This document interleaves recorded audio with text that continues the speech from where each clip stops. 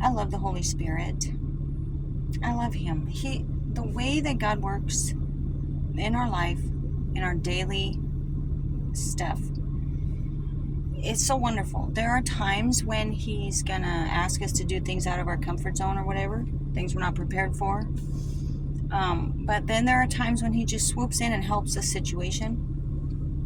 And you got to remember that he does all things for His glory and our good. But don't forget, when He says for our good, it's not just about me. It's about the people I'm coming in contact with. It's about my little guy, my husband, my whatever. So, and He's going to use us to touch people. But the thing that just moved me is how He is for me when He helps me with my boy. I'm very, very, very concerned with and weighted by train up a child in the way he should go, and I'm beginning to learn a little more about what that means. Do not spare the rod of correction. Somewhere in, I think, Proverbs, it speaks of don't relent for his crying, because you're going to save his soul.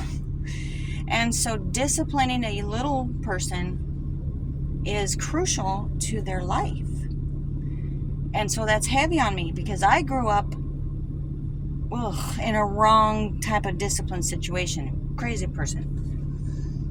So I'm very, very concerned with swinging to the opposite side of the pendulum, and being lacking for fear of walking into and repeating that cycle of overdoing it. That being said, I understand that he needs discipline. I have a spirited, passionate individual child that I'm blessed to have. This kid is intense. But he feels everything deeply. So when he's being he's so super sweet. He's so generous. He's so kind. He's compassionate. He's funny. So that's a whole package. It's not like he's meh to be around and then he turns into a raging maniac. No, he's passionate about everything. And so the Lord has helped me to see that and understand that there's just things that need to be trained and guided. But there are times when if he wants to watch a certain TV program and I say no because I'm not going to watch that right now or whatever, it makes him real mad.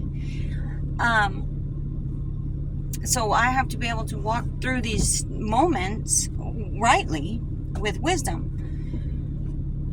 The other day I saw on a Facebook post, I don't have it memorized, I'm not going to quote it exactly, but it said something to the effect of, little boys don't learn to be kind because you tell them to.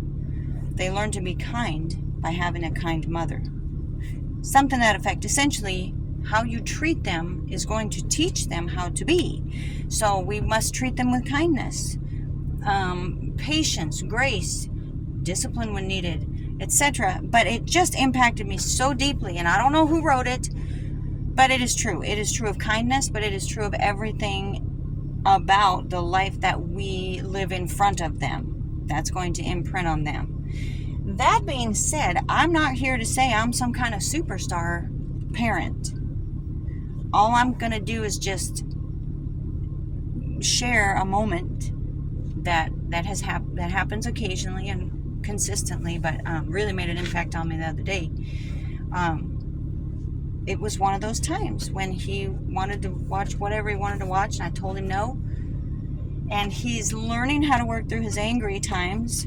Like, anger's a part of life, right? So I'm not going to tell him don't get mad. I always tell him, you can be mad at your mama. You just can't yell or scream, or sometimes he wants to haul off and clock me. He's 3. And so we've had to address a number of things. So what he'll do is he'll get really mad, and he might even raise his voice, and he gives me a dirty look, and then he'll start bawling and say, I'm sorry, I'm sorry, I'm sorry. And there are days when this passionate wild child, I'm not right all the time. And it gets there's sometimes I don't discipline him rightly. Like, I don't discipline him at all in a situation because I'm mad. And I'm like, don't do it when you're mad. And then the Holy Spirit's like, yeah, but honey, you can't let those situations go by. You have to be able to walk into that in that moment. And so I just have to tell him, I'm sorry, I missed that spot. Make me ready for the next one. And he does. And so this is what happened. So I told him no. And he did his little, like, he grinds his teeth and gets so mad. And my heart in that moment broke for him. And this is why I say it's the work of the Holy Spirit. What I felt for that boy, it was as if my heart was pouring out on him, like covering him. It was wild. It makes me cry. I was filled with so much compassion for him and grace for him in that moment because of the struggle. I could see it happening inside of him. And he's trying to be good and he's trying to control it, but he's feeling these things, man, a lot. And so I just reached over and I touched his face. I said, I'm sorry, honey. Mama loves you. I said, you can't watch your movie right now. And so then he'd come in for a hug and I said, sometimes Mama's going to tell you things you don't like and it's going to make you mad. But that's just the way it is. You got to listen to your mama. And he's going, I'm sorry. He's so precious. But just that in that moment, what a beauty to see the Lord work, because I could feel it pouring out of me. Once you learn to recognize when the Lord is working through you for someone, there's something that it's different. You feel an unnatural something well up in you for them. And so in a moment that ordinarily might make me mad or have us being button heads and getting in, having a hard time together, it just washed over me with grace and compassion for this child.